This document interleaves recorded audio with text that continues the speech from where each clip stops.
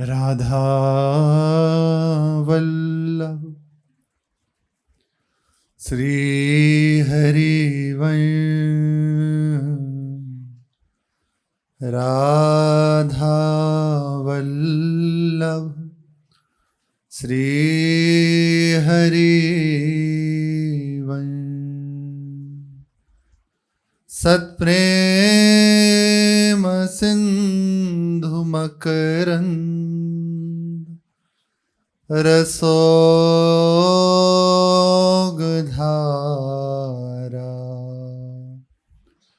सारा नज श्रमभित स्रवदाश्रितेषु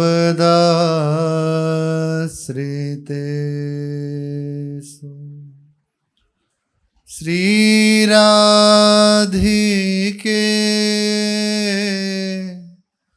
तव कदा चरणारविंदं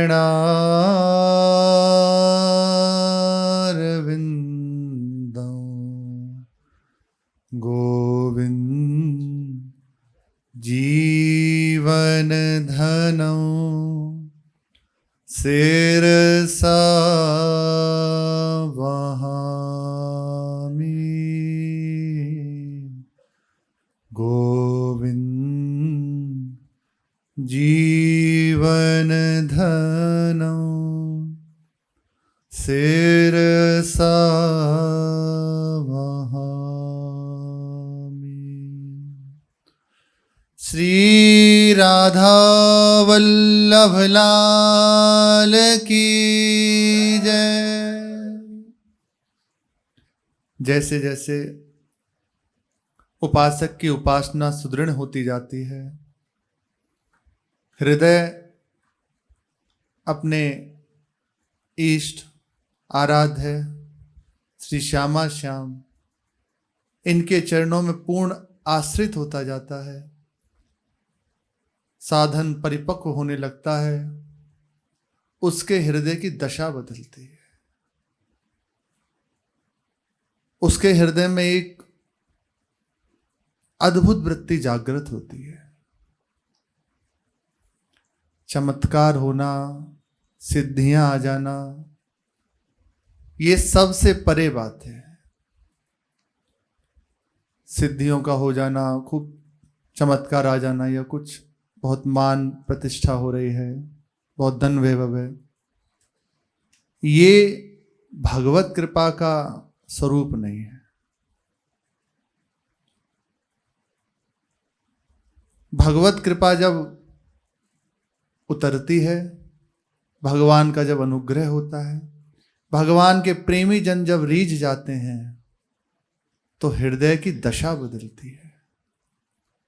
हो सकता है वो दिखाई दे कि उसे पाने के लिए भी नहीं है, मधुकरी मांग के पाता है और व्यवस्था कोई नहीं है, पर हृदय का परिवर्तन हो रहा है। हृदय में प्रेम बीज का अंकुरण होने लगता है। उसी के नीचे श्री युगल सरकार आके विराजते हैं, खेलते हैं। ये अलग बात है। ये देख के जाना नहीं जा सकता कि देखो ये तो तिरस्कार कर देता है इसका, कोई बाहर से तो दिख नहीं रहा कि बहुत बड़े संत हैं। ऐसा नहीं देखा जा सकता, समझा ही नहीं जा सकता उस उपासक की स्थिति। ये केवल बिरले उपासक में उपस्थित होता है, जिसने अपने तन मन प्राण समर्पित कर दिए प्रभु को, जिसके जीवन में बस एक ही बात रह गई है, मेरे प्रभु बस मैं आपको चाहता हूं। उसके हृदय में लगने लगती है एक विकलता। पड़ा है हमारा वृंदावन ऐसे प्रेमी जनों की मानो संख्याओं से भरा हुआ है। हो गए हैं और होते रहेंगे। लताओं के नीचे बैठे हों, अश्रु चल रहे हैं। बाहर से दिखाई दे रहा है कोई आप उनको जय जयकार करने वाला नहीं है, पर श्यामा श्याम उनके साथ खेल रहे हैं। हमने कई बार दर्शन किया। हितधाम में पीछे बाग था पूरा, अब तो भगवत लीला। तो महाराज जी का सत्संग उस समय केवल क्या कहें, वैराग्य प्रधान और विशेष बात भगवत साक्षात्कार, भगवत दर्शन, भगवत अनुभूति, हृदय में स्थिति जागृत हो। अब तो महाराज जी यही है कि जैसे तैसे बस भगवान की सेवा करते रहो, भगवान के आश्रित रहो। पूर्ण सामग्री है, पर जो पकड़ ले पकड़ ले। अब सबको लेकर चल रहे हैं, समाज को लेकर चल रहे हैं। देखो उस समय विशेष और था, वैराग्य प्रधानता, और महाराज जी का स्वयं जीवन तो है ही है। तो जो ही सत्संग महाराज जी का होता तो हृदय में आग लग जाती है। जो साधक हैं हृदय में आग लग जाती है, सब बुरा लग रहा है, कुछ नहीं कुछ नहीं। बहुत बार देखा कि पीछे से गए, तो सुंदर लताएं हैं, टगर की लता बहुत ऐसे होती है घनी, उसके नीचे देखा एक साधक बैठे हैं और नेत्र नीचे हैं, आंसू चल रहे हैं और सामने छवि विराजमान है। ये है यहाँ की रहनी। अब कोई पास नहीं है, लेकिन वो किन के पास है? ये है यहाँ की रहनी।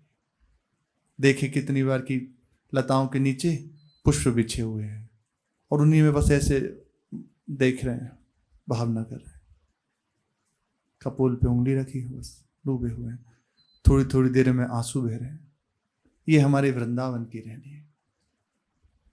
इसलिए यहाँ कुछ और स्वीकार नहीं करते। यहाँ यदि कहा जाए कि आप पराजय लिख दीजिए तो सहज में लिख, हाँ हम तो योग्य नहीं, सहज में स्वीकार कर लेते हैं, सबसे दीनहीन होके रहते हैं। अभी भी ऐसे उपासक जन विराजमान है। ये खाली थोड़ी होगा वृंदावन की आधुनिक युग, नहीं नहीं।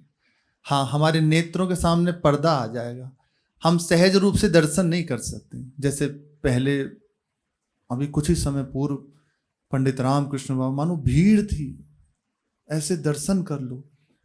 जो भी अभी तो दुर्लभ है, कंठी माला सबके साथ, धोती पहने हुए हैं और ऊपर की एक अंगरखा धारण है। बस यहाँ के गृहस्थ ब्रजवासी वे भी ऐसे ही, यमुना जी का नित्य स्नान परिक्रमा। अब तो दर्शन दुर्लभ होता जा रहा है, लेकिन पहले की ऐसे रहने रहे। अभी भी कितने हैं छुपते जा रहे हैं, प्रभाव है ना, तो ढकता जा रहा है। उसके हृदय की दशा बदलने लगती है। भगवान दिन कहते भी हैं क्या चाहिए, पर कोई उसकी चाह ही नहीं रह जाती। कोई चाह, जब कोई चाह नहीं रह जाएगी तब ये चाह जागृत होगी। नारायण स्वामी जी कह रहे हैं, मन में लागी चटपटी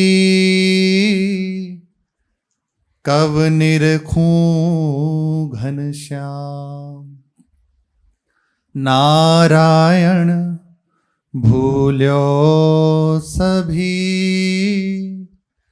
खान पान विश्राम। भगवान के दर्शन से पहले ये जो आनंद है ना चटपटी का, इसमें जो सुख है ये अत्यंत दुर्लभ है। भगवत दर्शन से भी इसे श्रेष्ठ बताया गया है। ऐसा हृदय तड़प रहा है प्रभु के लिए, कोई और चिंतन ही नहीं है, केवल प्रभु छाए हुए हैं। ऐसा उपासक भगवत दर्शन की भी लालसा नहीं करता। वो तो बस यही चाहता है कि यदि आपका दर्शन हो और इसमें बाधा पड़ जाए तो प्रभु मत आना। सेठ जी जयदयाल गोयनका जी 17-18 वर्ष की अवस्था, बस भजन और निष्काम पूर्वक भजन, निष्कामता पूर्वक भजन किया जाए तभी यह अवस्था प्राप्त होती है। पर हमारा भजन तो इतना बटा हुआ है, अब माला चल रही अंदर से, परिवार वाले जन वो कहते हैं धन आ जाए, बेटी का ब्याह हो जाए, लड़का पड़ जाए, बहुत तरह से माला चल रही है बस, तो जा रहा है भजन उधर, होगी कामना पूर्ण। भजन सच्चिदानंद में, चिदानंद में, वो आपकी कामना पूर्ति करेगा। पर निष्काम पूर्वक जो भजन करता है उसका बहुत जल्दी रंग आ जाता है। भगवान के होकर भगवान के लिए भगवान का भजन करना।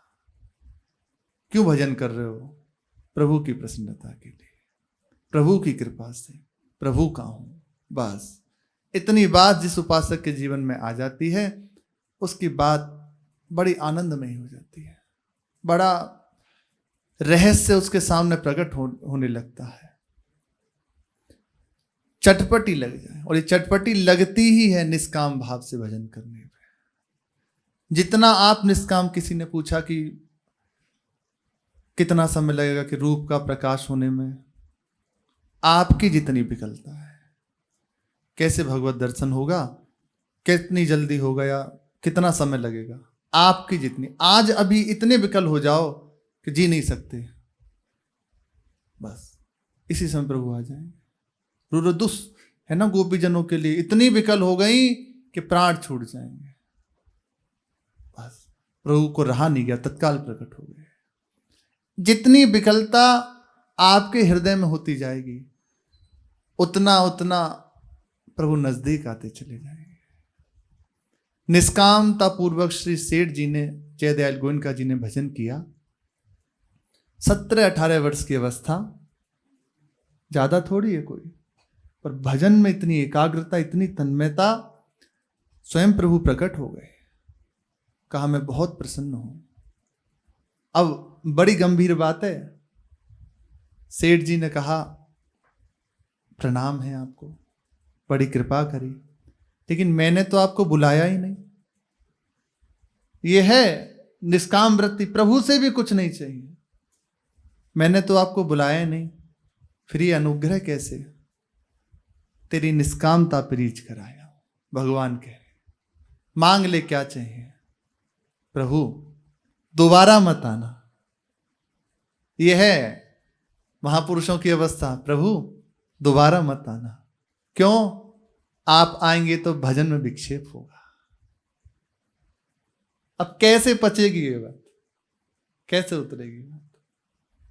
अगर आप आएंगे तो भजन छूटेगा, आप मत आना। तो देखो अधीनता, भाई जी को साक्षात्कार हो रहा है तो भगवान कह रहे हैं भाई जी से, जो सेठ जी कह दे मैं करूंगा, ये जैसा कह दे मैं इनकी राजी में राजी हूं। ये है निष्काम अवस्था, अधीन हो गए, उसे बुलाना थोड़ी पड़ता है, पकड़ लिया बस प्रभु का भजन निष्कामता पूर्वक। हर समय पाछे पाछे हरि फिरे, हर समय प्रभु साथ रहते। मन में भारी चटपटी प्रभु से मिलन की, कब देखूं कब निरखूं, और ये भजन से ही आती है। हमारा हृदय प्रभु के चरणों में समर्पित होता जा रहा है, भजन की वृत्ति बढ़ती जा रही है, निष्काम हृदय, कोई और चाह नहीं, केवल प्रभु। तो बस विकलता बढ़ने लगती है, पर हम बांट देते हैं, हमारे रोग ठीक हो जाए, हमें अनुकूलता मिल जाए, हमें कीर्ति मिल जाए, इस समय बढ़ता रहता है। इसलिए जो सुनते हैं हम, कई बार वो अनुभव में नहीं आता, इसी में होता है। इसलिए सत्संग कृपा करके हम बताता है कि कहाँ त्रुटि हो रही है। सब कुछ भूल जाता है, खान पान विश्राम, खाना है पीना है, शरीर कर्ष होता जा रहा है, बस अस्थि मांस हो रहे शरीर, कुछ सुहाता नहीं है। नींद, यहां लड़ना पड़ता है कि नींद ना आए, और उसे सुहाती नहीं, भूल गया, कई कई रात निकल गई ऐसी। कैसी अद्भुत दशा है, ये बड़ी वंदनीय दशा है। हम इसे भगवत दर्शन से ज्यादा महत्वशाली समझते हैं। भगवान का दर्शन हो ना हो, पर ये जीवन में आ जाए, इसमें इतना आनंद है। हमारे ब्रज के संत से किन्हीं बाहर के जन ने पूछा कि आप प्रभु को देख लिए? तो मुस्कुरा दिए कि हमारा ऐसा कोई आग्रह नहीं उन पर कि आप आइए और हमें दर्शन दीजिए, नहीं। हाँ प्यारे, एक चाह है, आपके लिए मेरा हृदय विकल बना रहे, कभी मत मिलना। आपके मिलने से ये विकलता हट जाए, प्रभु कभी मत मिलना, बस मेरा हृदय आपके लिए विकल बना रहे। इसी समय देखो, बस थोड़ा सा चित्त जोड़ के देखिए, इसी समय कैसा आनंद की वृत्ति है। इसी समय जब आएगी तब तो कहना ही क्या, नारायण भूल्यो सभी खान पान विश्राम। सुधी नहीं है, अब उसे फुर्सत ही नहीं है, प्रभु में डूबा हुआ, बस नेत्रों से अश्रु प्रवाह हो रहा है। सुनत न काहू की कही, कहे न अपनी बात, नारायण वारूप में मगन रहे दिन रात, मगन रहे दिन रात। कौन क्या कह रहा है, कोई हमें स्तुति कर रहा है या कोई हमें गाली दे रहा है, कुछ नहीं सुनता।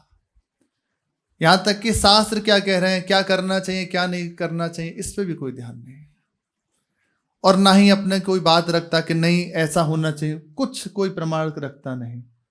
और ये बहुत अच्छी बात है, इसे बैठा लेना चाहिए। हमारे से क्या होता है, जब हम देखते हैं कि कोई अपनी बात रख रहा है तो हम उसमें विशेष बात रखने का प्रयास रखते हैं। इसे नहीं रखना चाहिए, मौन हो जाओ, बस अपने साधन में। साधन नहीं छूटना चाहिए आपका, भजन नहीं छूटना चाहिए। ये तो प्रभु को यदि आपसे कराना है तो वो निश्चित करा लेंगे। यदि प्रभु को आपसे भगवत यश का गान कराना है, अपनी कीर्ति का गान कराना है तो वो करा लेंगे। आपको हट करके अपने पक्ष रोकने की जरूरत नहीं है। आप चुप हो जाए, चुप। आप कहेंगे वो बढ़ जाएगा, नहीं, भगवान सर्वसमर्थ है, उनके शासन में ये सृष्टि है, उसके लिए भेज देंगे किसी को। हमारा पहला एक ही कार्य है, मेरे हृदय में यह अवस्था जागृत हो, मैंने जो सुना है वो मैं नेत्र भर के देखूं, ये बात आनी चाहिए। हमारा हृदय भी विकल होना चाहिए। जीवन बीता जा रहा है, रोज रोज आयु नष्ट होती जा रही है। अभी सुना फिर वैसी। प्रभु अब करुणा कीजिए। आपका नाम हेतु की कृपालु है। आपको कोई हेतु चाहिए नहीं, हम में कोई हेतु है नहीं, तो अब दोनों ही बात बन गई। आपको कुछ चाहिए नहीं, हमारे पास कुछ है नहीं, करुणा कर दीजिए, मेरे हृदय में ऐसी अवस्था दे दीजिए। उन्हीं के देने से हो गए, अब कृपा कर दीजिए। बहुत दिन हो गए, समय बीता जा रहा है, पता नहीं कब भगवत दर्शन, भगवान की सेवा, भगवान की प्राप्ति मरने के बाद हो जाएगी, वो आगे की बात है। जीते जी हम आपके लिए तड़पे, हमारा एक ही क्षण आपके लिए जाए। भूरी सखी कहती हैं, प्रियाजू मुझे और कुछ नहीं चाहिए, इतना कर दो कि बस एक एक क्षण आपके लिए जीऊं। जब तक मेरा यह जीवन है तब तक बस आपका नाम पुकार पुकार के बस रोती रहो, और कुछ नहीं चाहिए। ऐसा उपासक, अरे त्रिभुवन पावन हो जाता है इसके स्पर्श से, इससे संभाषण से, इसके हृदय से जो उद्गार प्रकट होते हैं उससे त्रिभुवन पावन होने लगता है। उसके शरीर से स्पर्श की हुई वायु जहां जहां जाते वो सब पवित्र हो जाते हैं। उसे प्रचार करना नहीं पड़ता, स्वतः होने लगता है। ऐसी अवस्था, हे कृपा समुद्र प्रभु आप करुणा करें। आप परम दानी हैं। भगवान, गुरुजनों से सुना है, भगवान भक्त की इस कामना को निश्चित पूरी कर देते हैं। यदि वो और कामना ना करे तो आप कहेंगे हम तो प्रभु से प्रार्थना करते हैं कि हमें यही दे दीजिए कि हम निरंतर भजन करें। ध्यान से देखिए, हृदय में हम कोई और कामना भी छिपाए हुए हैं। हो सकता है हमारी दृष्टि नहीं जा रही, पर आप देखेंगे ना तो पता चलेगा कोई और भी कामना इतना दृढ़ता से कुंडली मारे बैठी है। वो इसके कारण प्रभु अभी रुके हुए हैं कि तेरी अभी ये चाह है, इस चाह में कोई और मिलावट नहीं होनी चाहिए। इतनी प्रार्थना प्रभु से करें, कोई चाह ना रहे, सब खत्म हो जाए, बस आपकी चाह में चाह हो जाए। तो आप देखेंगे भजन की वृत्ति, भजनाकार वृत्ति जो हम सुन रहे हैं वो होने लगेगी। भगवान ने हमें मार्ग में प्रेरित किया है, लाए हैं, तो वे देना चाहते हैं तभी तो। पर हम बहुत कुछ पकड़े हुए हैं, इसलिए अनुभव में नहीं आता। हर समय वे रूप में मगन है, नेत्रों में रूप छाया हुआ है, किसी से अपनी बात कहता नहीं, किसी की बात सुनता नहीं, बस अपने गुरुजनों ने जो उपासना पद्धति दी थी उसी में डूबा हुआ है, हर समय मगन है। धन्य है सब उपासक। धरत कहूं पग परत कित, सुरत नहीं इक ठौर। नारायण प्रीतम बिना, देखत नहीं कछु और। चल रहा है और शरीर में सामर्थ्य नहीं है, कहीं चरण रखते हैं और कहीं चलते हैं। सुरति नहीं है, अपनी सुध नहीं है, क्या करना है, क्या करना है, क्या समझना है, कौन क्या कहे, कोई परवाह नहीं। हर समय प्रभु में डूबा हुआ है। नारायण प्रीतम बिना, दीखत नहीं कछु। भारी विकलता से युक्त है। देखो प्रेमी जनों का जीवन, इतना विरह, इतना भारी विरह कि कुटिया का छप्पर उड़ गया। जो ही हुंकार मारी जय कृष्णदास बाबा जी ने, प्रेम में भरी हुई भारी विरह से हृदय युक्त, कुटिया का छप्पर उड़ गया। इतना हृदय विकल। श्री प्रातस्मरणीय श्री राम मंगलदास जी महाराज, इनके प्रसंग में आता है, इतना विरह बढ़ गया, आसन में बैठे हुए थे, 10 घंटे हो गए। अब इतना ताप बड़ा विरह का कि जानकी जो प्रकट हो गई, उन्होंने अपना कर कमल ऐसे मस्तक पे रख दिया और कहा, बाबा इसका समन करो, अभी तुमसे हमें कार्य कराना है, जगत का मंगल कराना है। भारी हृदय विकल, भारी हृदय। श्री मलुकदास जी के प्रसंग में आता, इतना विरह प्रभु के लिए बढ़ गया, इतना बढ़ गया कि ना खान पान कुछ नहीं। सब जो शिष्य जन थे उनने कहा कुछ पाते नहीं है। बहुत आग्रह करने पर जो प्रभु को भोग लगता ना, उसमें से जो दाल होती उससे बस चम्मच से उसका पानी लेते और ऐसे बस आचमन कर लेते। बस इतना कई वर्ष तक ऐसे रहे। इतना विरह से शरीर पे मोटे चंदन की लेप लगाई जाती, मोटे चंदन की लेप, ताकि शीतल बना रहे। तो कुछ घंटों में वो ऐसे पपड़ी बन के निकल जाती। इतना विरह बढ़ गया। ये है अवस्था प्रेम की, ये है भारी विकलता प्रभु के लिए। और अपना जीवन, इसी से तो पता चलता है हम कहाँ हैं। यही तो है, अभी तो कुछ नहीं है। हम प्रभु से कई बार कहते हैं क्या आपकी कृपा है, और ये महापुरुष जन, आप कहेंगे ये तो अवतार ये महापुरुष है, ऐसा नहीं है। उन्हीं प्रभु के हैं जो ये महापुरुष, उनके हम हैं। ये कृपा करके हमें मार्ग दे गए, बता तो गए ना, ऐसे ऐसे चलो, ऐसे ऐसे रहो। ये क्यों आए? इसीलिए तो आए, बताने के लिए तो आए, नहीं तो ये तो आनंद में थे। क्यों ये प्रकट किया? केवल इसीलिए, ऐसे चलो, ऐसे रहो, तो ये वस्तु को प्राप्त कर लोगे, ऐसी अवस्था को प्राप्त कर लोगे। मोटे चंदन की परत कुछ घंटे में पपड़ी बन के गिर जाती। अंतिम जब अवस्था श्री मलुकदास जी की थी, तो शिष्यों ने प्रार्थना करी कि प्रभु कुछ तो पा लीजिए, नहीं तो सब कहेंगे कि उनका शरीर बिना खाए पूरा हो गया। तो मुस्कुरा दिए। तो वाणी जी में वर्णन है, उन्होंने कहा खीरा लेके आओ, खीरा। अब देखो, एक विरह से युक्त उपासक के हृदय की इतने ऐसी विकल दशा, उसके संपर्क मात्र से कैसी सम्य भागवती की स्थिति आ गई। रहने वालों में उपदेश नहीं दिया, केवल संग से ऐसी अवस्था प्राप्त हो गई। तो उसको बस ऐसे जीव से चखा और दे दिया। सब जो शिष्य परिकर था, उन्होंने सब ने उसका प्रसाद लिया। पाते ही साक्षात्कार हो गया।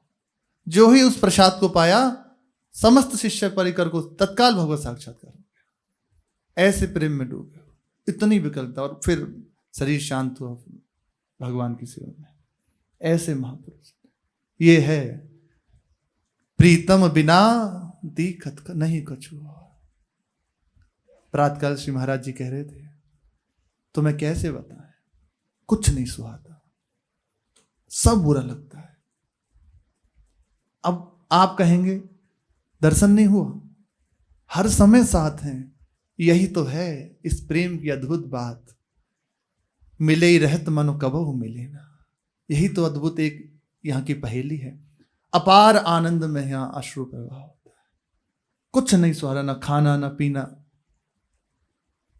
सत्संग ऐसा नहीं कि महाराज जी नहीं करते, पर अब इतनी वृत्ति अंतर्मुख है, कुछ नहीं सुहाना, ना देखना। जो भी हो रहा है ना, समझ लो बड़ी करुणा है कि हम उनका दर्शन कर पा रहे हैं। इतना भी है ना, ये बड़ी कृपा है। एकांतिक कर रहे हैं हम लोगों के लिए, बड़ी कृपा है। कुछ नहीं सुहाता, और ये तो वही जानते हैं। और अपने जन को वे कह रहे थे, बड़े सौभाग्यशाली हो आप लोग कि आपको संसार अच्छा लगता है, खाना पीना अच्छा लगता है। अब बस इतना कह के ऐसे, और आंखों में आंसू, शब्द ही नहीं कोई। ये है जीवन की परम उपलब्धि। प्रभु यदि कृपा करो तो यही दे दो, और कुछ मत दो। इतना ही चाहिए और कुछ नहीं चाहिए। भयो बावरो प्रेम में, डोलत गलियन माही। नारायण हरि लगन में, यह कछु अचरज नाहि। प्रेम में बावरा हुआ, बस विहरण कर रहा है। जहां जहां प्रिय की बात सुने, खोजत तिन गहन। वृंदावन के उपासक जो वृंदावन में विहरण करते हैं ना, वो यही इसी बात से, पता नहीं कब करुणा हो जाए, कब प्रिया प्रीतम कृपा कर दें और हमें अपना अनुभव करा दें। प्रेम में बावरा हुआ, विहरण करता है। और यही यहां घटना घटती है। कभी भी प्रिया प्रीतम कृपा करके उस उपासक के नेत्रों के सामने आ जाते हैं। श्री बड़े महाराज जी, उन्होंने देखा, महाराज जी से सुना। अभी भी जैसे कई बार, अब तो भीड़ भाड़ हो गई तो बहुत कम, लेकिन हमने ऐसे देखा, अपने झोला टांगे, कमंडल और दंड, बस अकेले। और कभी देखा इस गली में है तो किसी अंधेरे में बैठे हुए हैं, नेत्र बंद है, काली देह के उधर की तरफ एक लता, उसके नीचे बैठे। कभी देखा बिहारी जी की तरफ ऐसे अकेले विहरण कर रहे हैं, किसी से कोई मतलब। प्रणाम किया तो देखा भी नहीं कौन है क्या है, इतनी सुधि नहीं है, बस डूबे हुए हैं। उनका अनुभव, नित्य श्री यमुना जी का दर्शन और वृंदावन की परिक्रमा आदि। तो ऐसे ही विहरण करते हुए श्री यमुना जी के तट पर पहुंचे, बैठे ही थे, सुधि नहीं है, भाव प्रेम में बावरे हैं। देखा, दृश्य परिवर्तित हुआ। एक सुंदर कदम की लता है, उसके नीचे श्री प्रियाजू विराजमान है। लालजू वंशी वादन कर रहे हैं, और प्रियाजू उस वंशी वादन के अनुसार जो उसमें संगीत प्रकट हो रहा है, तो उसमें हाव भाव दिखा रहे हैं। ये दशा प्रकट, बस पहला दर्शन। भयो बावरो प्रेम में, डोलत गली अनुमाय। इसी भाव से पता नहीं कब युगल सरकार जीत जाए, यहां विहरण करते हैं, कब उनकी कृपा दृष्टि हो जाए। हमारी दृष्टि उनकी ओर नहीं है, इसलिए विलंब है। उनके महल में है, यहीं खेल रहे हैं, पर नहीं देख पा रहे, क्योंकि अभी हमारी दृष्टि संसार की ओर लगी हुई है। हमारा हृदय, आप कहेंगे हम चाह तो रहे हैं, नहीं, ये प्रभु देखते हैं। प्रभु बेईमान नहीं है। नंददास प्रभु गिरधर राधा प्रीति निवाहतो। हमारे प्रभु बेईमान नहीं है। हम गलती जब करते हैं तो वो ये कहते हैं, अच्छा अभी तेरी इच्छा नहीं है, चल जब तू चाहेगा तब, इसलिए छोड़े हुए। जिस समय उपासक भारी विकलता से युक्त होता आ जाते हैं सामने। अनेकों चरित्र हैं, अनेकों यहाँ श्री बालकृष्ण दास जी महाराज, इनकी सेवा में श्री घनश्याम बाबा और एक बहन जी और थी। अभी कुछ समय पहले उनका शरीर पूरा हुआ है। देवी जी, अभी शरीर पूरा हुआ है 2019-20 में से। उनके हृदय में 3 लाख जप नित्य करते थे और गुरुदेव की पूरी सेवा और विकलता बढ़ी। अब जैसे जैसे भजन बढ़ता है, कृपा होती है, तो ये तो होगा ही होगा, पक्का होगा। आपके हृदय में एक बुरा लगने लगेगा, कुछ अच्छा नहीं लगेगा।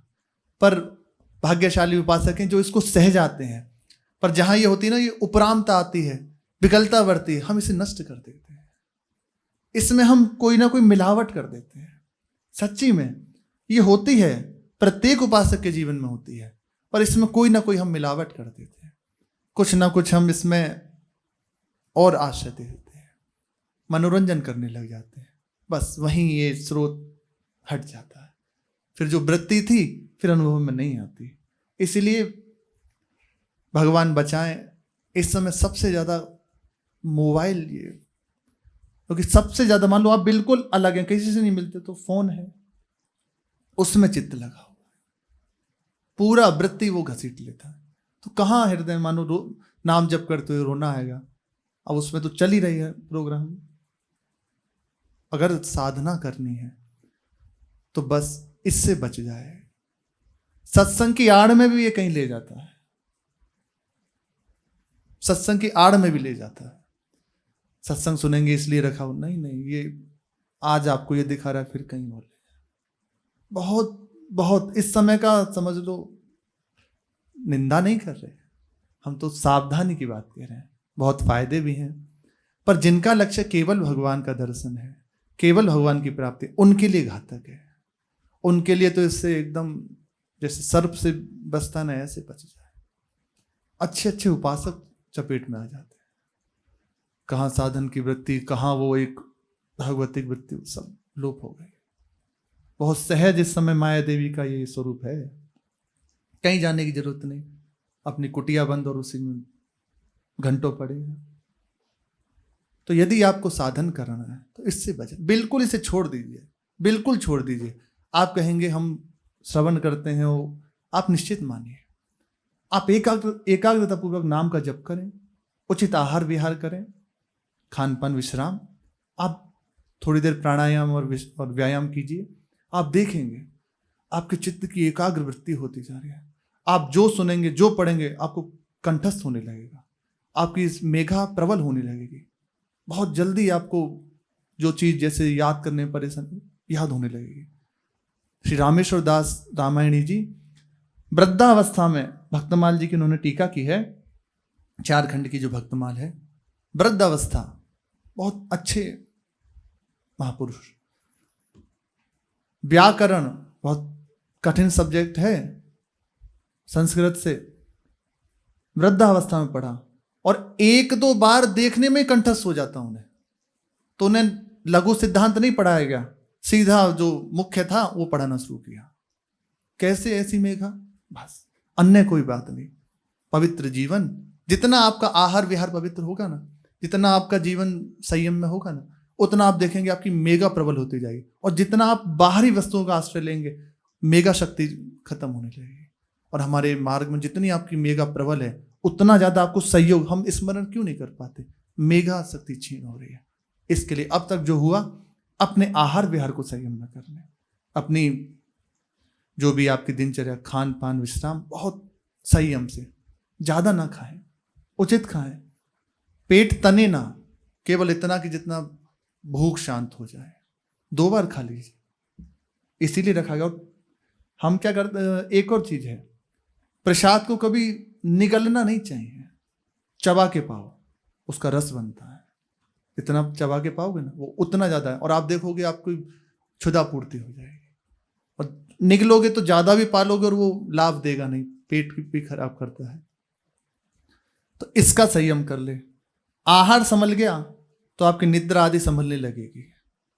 और प्राणायाम और व्यायाम, ये आपकी एक के साथ सब बहुत कुछ संभल जाएगा। बहुत ज़्यादा आपको लाभ होगा, भागवतिकता में, भजन में बहुत लाभ होगा। फिर जो सत्संग में सुनेंगे ना, एक बार सुन लिया बस, अब पूरे समय वही चिंतन चलता रहेगा। कोई बात पकड़ ली और वो मंत्र उसी समय उसी में छाया रहेगा। अभी प्रयास करना पड़ता है पकड़ने का, तब ऐसा नहीं करना पड़ेगा, होने लगेगा। ऐसी अवस्था जागृत है।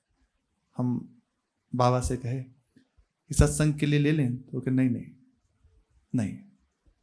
हमें बड़ा अच्छा लगा कि देखो ये बड़े हैं, तो कहा नहीं, तुम अध्ययन में लगो, अपने साधन में लगो, इस बाहरी वृत्ति में मत लगो। मन है दिखाता, उसने कहा कि सत्संग सुनने के लिए ले लो, तो हमने कहा लेकिन नहीं नहीं, दे तो दें पर वृत्ति बहिर्मुख हो जाएगी, अभी मत करो, तुम बस एकांत रहो, अपने में लगो। बड़ा अच्छा लगा।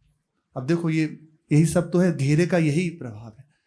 बचा लिया, ये तो मन है फिर चल देता, ये कृपा है प्रभु की, संभाला। केवल सत्संग सुनो और ध्यान पूर्वक सुनो सत्संग। जितना आप एकाग्रता पूर्वक पढ़ेंगे, जितना एकाग्रता पूर्वक आप श्रवण करेंगे ना, उतना आप देखेंगे आपको याद होगा। बहुत ज्यादा प्रेशर से शायद आप, जैसे अब 84 आपको याद करने हैं, सरल उपाय है, बिल्कुल सरल उपाय, समझ के पढ़िए। आप देखें कुछ ही दिनों में आपको कंठस्थ होने लगे, समझ के पढ़िए। पूरी 84 जी में एक लीला है, लीला वर्णन है। पूरे पद को आप देखेंगे तो पूरी एक लीला है उसमें। तो आप प्रथम पंक्ति से शुरू करें और समझ के पढ़ें, कुछ ही दिनों में देखो पूरी 84 कंठस्थ हो जाएगी। और एक और उपाय, महाराज जी ने जो 84 गाई है, बहुत विशुद्ध शुद्ध अक्षरों में, उसको श्रवण करते हो, देखते हुए एकाग्रता पूर्वक पढ़ें। ज्यादा आपको समय नहीं लगेगा, याद हो जाएगी। और ये तो आप रख ही लें अपने जीवन में, थोड़ी देर प्राणायाम व्यायाम, बहुत इससे लाभ होता है। रोग भी दूर होते हैं, एकाग्रता ही बनती है। बस प्रभु के भरोसे हो जाओ ना, प्रभु आप सुना रहे हैं, अब आप देखना चिंतन होने लगेगा, प्रभु का स्मरण होने लगेगा। स्मरण कब करेंगे? अगर इसी में लगे रहेंगे। इसीलिए हम विफल हो जाते हैं। इसके कारण अपने को संभालते हुए ये बात आ जाए, नारायण हरि लगन में यह कछु अचरज नाही। कोई बात न रह जाए और न रह जाए, बस आपके हृदय में जागृत होने लगेगा। इस पद्धति से यदि चला जाए ना, बहुत जल्दी ऐसी हृदय में विकलता होने लगेगी। संभल के संभल। और देखो गुरुजन हैं, बड़े बड़े सिद्ध कोटि के महापुरुषों की दृष्टि है, स्वयं प्रिया प्रीतम करुणा किए हुए हैं, वो निश्चित संभालेंगे। लतन तरे ठाड़ो कबू कबहू यमुना तीर, नारायण नैनन वसी मूर्ति श्याम शरीर। लताओं के नीचे खड़ा है, क्या चिंतन, बाहर से नहीं समझा सको, डूबा है यमुना जी के किनारे, अपनी कुटिया में, कहीं भी चलते चलते करते करते कर एकदम स्तब्ध हो गया, सब बंद, छा गई श्री श्यामा श्याम की चिंतन वृत्ति। जब बाहरी विषयों से हट जाओगे ना, तो अंदर की वृत्ति खिंचने लगेगी, प्रभु का अनुग्रह होगा। पूर्ण आश्रित, इसलिए केवल प्रभु का, अन्य किसी वस्तु का नहीं। ऐसा ऐसा जितना आप विलंब करोगे उतना विलंब है, इतना समझ लीजिए। जितना आप विलंब करेंगे, भगवान कृपा। अब देखो ये कौन सुना रहा है? प्रभु ही तो सुना रहे हैं। आप कहेंगे ऐसा है, तो ये सुना कौन रहा है? वही तो सुना रहे हैं। बस यदि संभलें तो समझ सकते, नहीं तो आगे प्रभु की इच्छा। बहाव है, बीत तो रहा है समय, ऐसे बिता लीजिए चाहे ऐसे बिता लीजिए। कैसा सौभाग्य का दिन है, आंखों से अश्रु बह रहे हैं, केवल हृदय में श्यामा श्याम छाए हुए, कुछ सुधि नहीं है, अति दैन्य हृदय। कैसी सौभाग्यशाली वो उपासक है, उसका जीवन धन्य है। नेत्रों में श्री युगल सरकार बसे हुए हैं, हर समय खेल रहे हैं, हमें चिंतन नहीं होता। आप कुछ ही समय यदि आप सावधानी पूर्वक अपनापन करके प्रभु से भजन करें ना, तो हर समय चिंतन बना रहेगा। जिधर दृष्टि जाएगी, अब ऐसे देख रहा है तो वो उसे प्रभु दिख रहे हैं, उसे ये नहीं दिख रहा।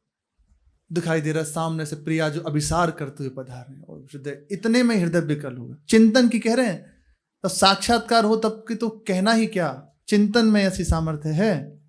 तो बाहरी वस्तुओं से बच के और प्रभु से विनय करें, प्रभु आपकी कृपा से ये संभव है, हम पर ये अनुग्रह करें और कृपा करके ये अवस्था हमें प्रदान करें। आज यही चरित्र हुआ है। सो भाई जी की जो भी चर्चा है सो आगे। श्री राधा वल्लभ लाल की जय।